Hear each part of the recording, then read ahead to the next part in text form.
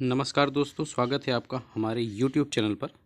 दोस्तों, जैसे कि आप लोगों को पता ही है कि हम इतिहास विषय से संबंधित जो वनडे एग्ज़ाम्स हैं, जिसमें रेलवे है, वीडियो एग्ज़ाम्स है, लेखपाल एग्ज़ाम्स है और आगामी आने वाले विभिन्न प्रकार के एग्ज़ामों के लिए एक सीरीज़ लेके आए हैं जो इतिहास से संबंधित है। और इतिहास का आज का जो हमारा टॉपिक है वो है भक्ति परंपरा या धार्मिक आंदोलन से संबंधित। ठीक, तो उसी से एक महत्वपूर्ण जो टॉपिक आज के समय में रिलेवेंट है, वो करंट अफेयर से भी जुड़ा हुआ है, वो है रामानुजाचार्य के विषय में, जो भक्ति परंपरा के अग्रणी प्रवर्तक के रूप में थे। तो बात करते हैं कि रामानुजाचार्य इस समय चर्चा में क्यों हैं। तो रामानुजाचार्य जो थे ये दक्षिण भारतीय थे और इन्होंने भक्ति आंदोलन को गति प्रदान की। रामानुजाचार्य जो थे, इन्हीं के कार्यों को समर्पित करते हुए इनकी एक भव्य मूर्ति तेलंगाना के हैदराबाद में स्थापित की गई, जिसकी ऊंचाई 216 मीटर के आसपास है। तो आगे बात करते हैं कि रामानुजाचार्य कौन थे, उनका जन्म कहाँ हुआ और उनके जो मत थे वो किस प्रकार से थे, वो आगे देखते हैं। तो ये रामानुजाचार्य थे, ये भारतीय वेदांत दार्शनिक थे और इनका जो काल पीरियड था 1017 से 1137 अर्थात 11वीं शताब्दी के कालक्रम में ये थे। इनका जो जन्म और मृत्यु है उससे संबंधित बात हम देख लेते हैं। ये है रामानुजाचार्य। जन्म इनका जो हुआ था तमिलनाडु भारत में हुआ था, जो उस समय के तत्कालीन श्री पेरुम्बुदुर या चोल साम्राज्य के अंतर्गत आता था। ये 1017 ईस्वी में पैदा हुए थे और इनकी जो मृत्यु थी 1137 ईस्वी श्रीरंगम तमिलनाडु में हुआ था। इनके जो गुरु थे यामुनाचार्य थे और इनका जो दर्शन था वो विशिष्ट दैववाद था। ठीक, ये धर्म से हिंदू थे और इनका दर्शन था विशिष्टाद्वैत।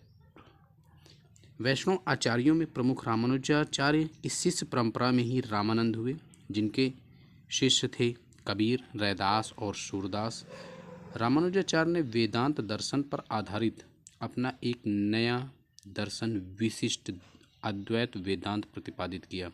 तो कौन सा वेदांत दर्शन पर आधारित ये अपना नया दर्शन प्रतिपादित किए? तो वो है विशिष्ट अद्वैत वेदांत। ठीक, आगे चलते हैं कि रामानुजाचार्य दर्शन का आधार जो था वो वेदांत के अलावा 7वीं से 10वीं शताब्दी के रहस्यवादी और भक्ति मार्गी आलवार संतों के भक्ति दर्शन तथा दक्षिण के पंचरात्र परंपरा पर आधारित भी थी। ठीक, आगे बात करते हैं कि रामानुजाचार्य की स्मृति में 5 फरवरी 2022 को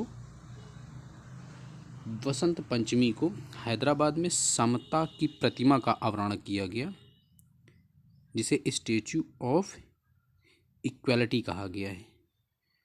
और ये जैसा कि इसमें दे रहा है 216 फुट, सॉरी वहाँ पे हम मीटर बता दिए, है ये 216 फुट ऊंची है ये प्रतिमा। और ये प्रतिमा जो है बैठी हुई अवस्था की विश्व में दूसरी सबसे ऊंची प्रतिमा है। ठीक, अब जैसा कि देख ही चुके हैं कि इनका जन्म तमिलनाडु राज्य में श्री पेरुम्बुदूर नामक गांव में हुआ था और इन्होंने कांची में जाकर यादव प्रकाश से वेदों की शिक्षा ग्रहण की। रामानुजाचार्य जो थे वो अलवार संत यमुनाचार्य के प्रधान शिष्य भी थे।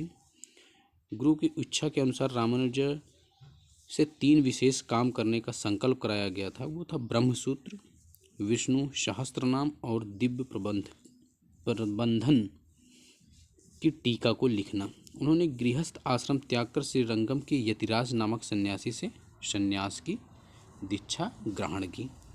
तो कौन से वो सन्यासी थे जिन्होंने इन्हें सन्यास की दीक्षा दी? तो थे यतिराज। मैसूर से श्रीरंगम से चलकर रामानुजा शालिग्राम नामक स्थान पर रहने लगे। रामानुज ने उस क्षेत्र में 12 वर्ष तक वैष्णव धर्म का प्रचार किया था। इसके बाद उन्होंने वैष्णव धर्म के प्रचार के लिए पूरे भारत का ही भ्रमण किया और 1137 ईस्वी में 120 वर्ष की आयु पूर्ण कर वे ब्रह्मलीन हुए, अर्थात इनकी मृत्यु हुई। तो रामानुजाचार्य की जो जीवन काल था वो बहुत लंबा था और वो 120 वर्ष तक जीवित रहे, जैसा कि देख पा रहे हैं 120 वर्षों तक। ठीक, अब आगे बात करते हैं कि रामानुजाचार्य की विशिष्ट द्वैत दर्शन क्या है।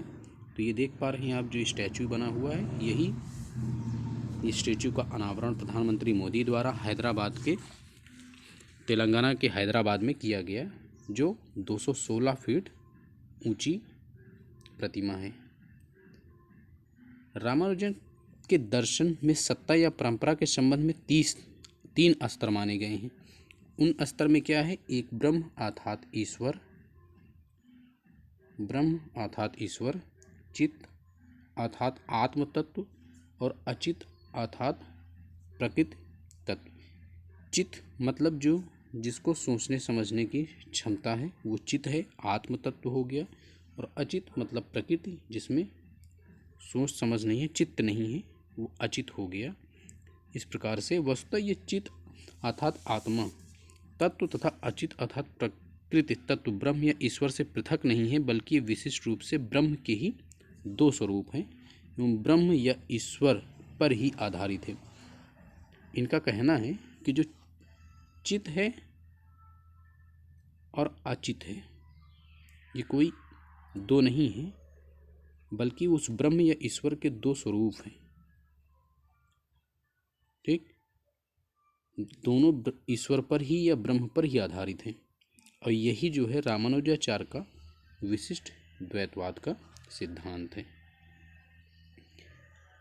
आगे वो उसको डिफाइन करते हैं, जैसे बताते हैं कि शरीर एवं आत्मा पृथक नहीं है तथा आत्मा के उद्देश्य की पूर्ति के लिए शरीर कार्य करता है।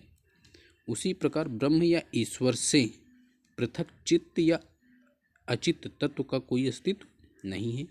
वे ब्रह्म या ईश्वर का शरीर हैं तथा ब्रह्म या ईश्वर उनकी आत्मा सदृश है। अब आगे बात करते हैं कि रामानुजाचार्य की भक्ति परंपरा क्या रही है। रामानुजाचार्य के अनुसार भक्ति का अर्थ पूजा पाठ या कीर्तन भजन नहीं, बल्कि ध्यान करना या ईश्वर की प्रार्थना करना है। इसी गहन भक्ति के तहत संत रामानुजाचार्य को माँ सरस्वती के दर्शन भी प्राप्त हुए थे। सामाजिक परिप्रेक्ष्य से रामानुजाचार्य ने भक्ति को जाति एवं वर्ग से पृथक तथा सभी के लिए संभव माना है। इसके अलावा रामानुजाचार्य को भक्ति को एक आदर्श के रूप में प्रस्तुत कर उसके लिए दार्शनिक आधार भी प्रदान किया कि जीव ब्रह्म में पूर्णतः विलीन नहीं होता है, बल्कि भक्ति के द्वारा ब्रह्म को प्राप्त करके जीवन मृत्यु के बंधन से छूटना ही मोक्ष है। तो रामानुजाचार्य के विषय में इतनी जानकारी मुझे लगता है कि पर्याप्त है और इस एग्ज़ाम की दृष्टि से जो पूछा जा सकता है वो कुछ पॉइंट रहे हैं जो करंट अफेयर से रिलेटेड हैं।